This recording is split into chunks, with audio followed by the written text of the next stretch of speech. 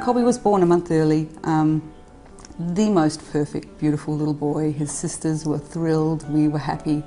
But pretty much straight away his doctor heard a heart murmur and said nothing to worry about, but if it doesn't go away in the first month of his life, we should see a cardiologist. It was really when Colby had turned 8, that's when they knew that his heart was pumping inefficiently, and that's when we knew that he had to undergo his first heart surgery. He was really failing to thrive. His growth had stopped. He was very pale, very, very tired.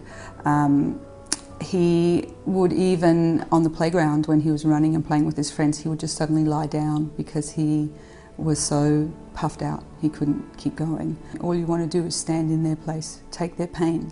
But for an 8-year-old boy who could start to understand about life and death, it was very, very difficult and frightening for all of us leading up to the first surgery. We sat down as a family around a little round table and we played Colby's favourite card game for 4 or 5 hours while we waited for him to come out of surgery. And he did come out, and he came out. They had repaired the heart valve. I was in the operating room for 6 hours, in hospital for 1 week, and in recovery for 3 months away from school.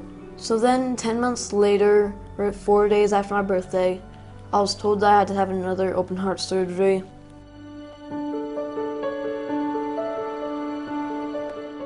I got afraid and I didn't want that to happen. So I tried to hide, I tried to run. Well, I hope no one has to go through that. And that was really the hardest day of our life, was having to tell him that he had to have a second heart surgery. He'd been through one.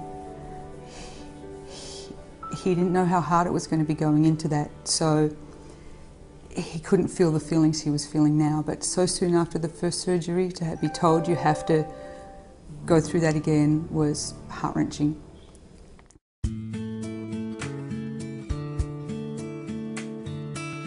We've been supporting the American Heart Association for the last 20 years. Ironically, 10 years into that, or 8 years into that, we actually had a baby who had heart disease. I did the American Heart Association Heart Walk every year. I did Go Red Luncheon for them, and I made a survivor video. There's a fundraiser here.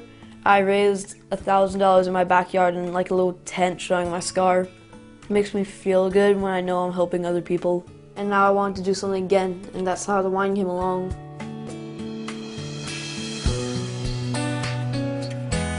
Our whole life revolves around wine.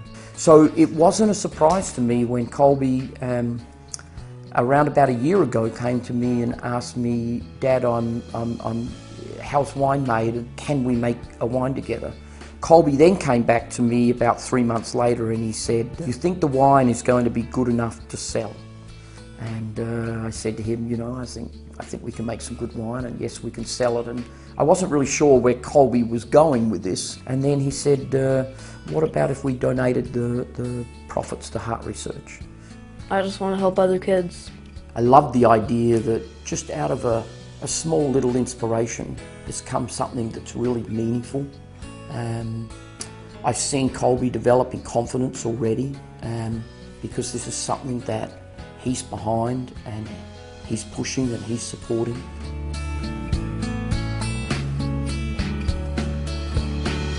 It's a great wine. It's probably one of the best wines I've ever made,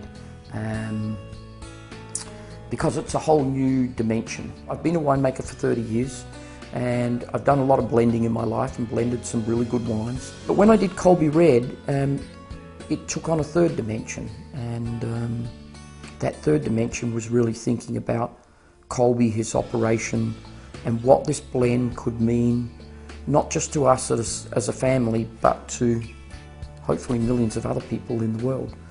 If I were to look 20 years on from now and look back at my winemaking career, if I were to look at highlights, I know I'm going to look back that Colby Red was one of those.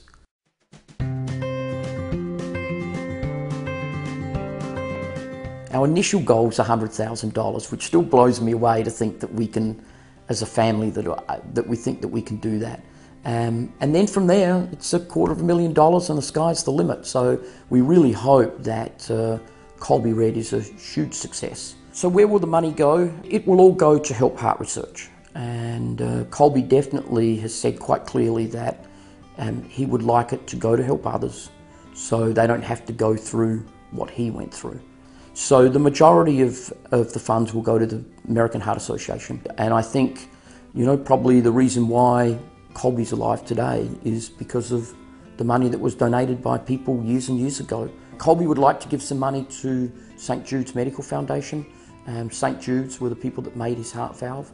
And then we'd also like to keep some money to help individual causes when they become apparent that people might be in need. Heart research is what will hopefully save Colby from having to have another open heart surgery. Hopefully whenever he needs intervention again, it will be a lot less invasive.